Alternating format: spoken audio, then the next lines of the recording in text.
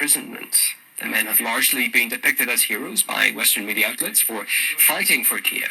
However, they appear to have personally reevaluated the conflict and their participation in it.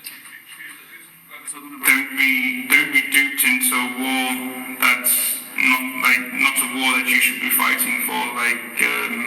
For myself, look at myself. I've been here 2 months. Not once has Zelensky mentioned or talked about my case or tried to help my situation. They understand I have a time limit on my case, and I feel abandoned by both the Ukrainian government and the British government. It's totally different in a full-scale war. My experience in this is the first time I've had artillery, first time I've had grad, and first time I've been in a full-scale war, and it is disorganised, it's unpleasant, it's grim.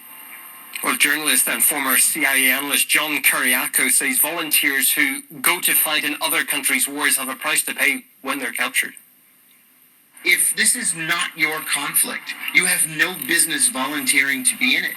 You know, we had people here in the United States, or we brought them to the United States, who were captured on the battlefield in Afghanistan and Pakistan, and we treated them as mercenaries, which is what they were. They were non-state combatants, hostile combatants, and they faced the full power of the law.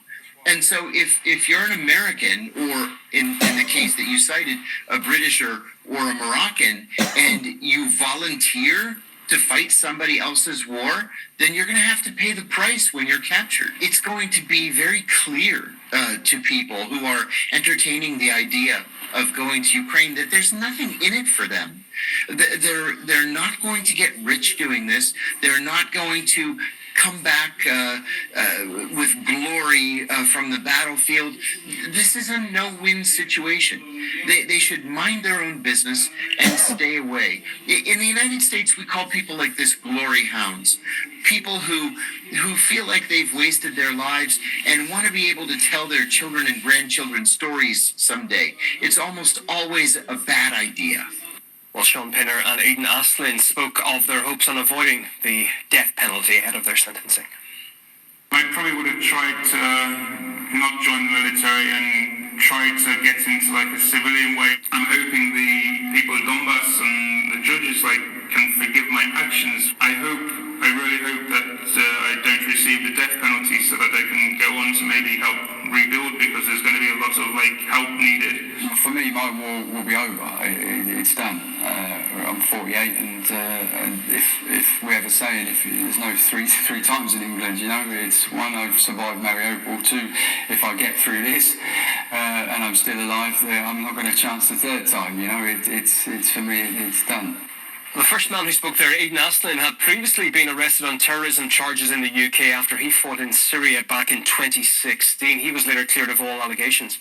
Britain's Foreign Secretary has criticised the Donetsk court's decision, calling it illegal, while a Downing Street spokesperson said it was, quote, appalled at the sentencing. Geopolitical analyst and former US Marine Corps member John Mark Dugan says the death sentence is a warning to anyone else thinking of travelling to fight in Ukraine.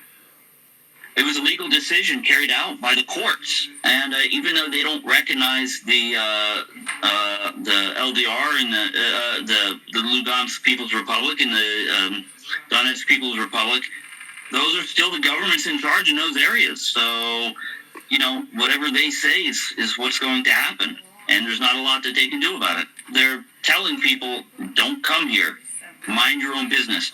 Because, look, these people, they're sorry now because they got caught. And this is the way it always is. But they're not sorry when they're engaging in crimes against the people of Donetsk Republic with the Ukrainian military. It's a two-way street. Even me as a journalist, I'm on Ukraine's kill list with a bunch of other journalists. And if we get caught there, they'll execute us just for reporting what's actually happening over there. So, these governments like the UK, US, and all these other governments that are crying foul over this, they have no place. They have no reason to condemn mercenaries when their side of Ukraine is is, willing to execute journalists.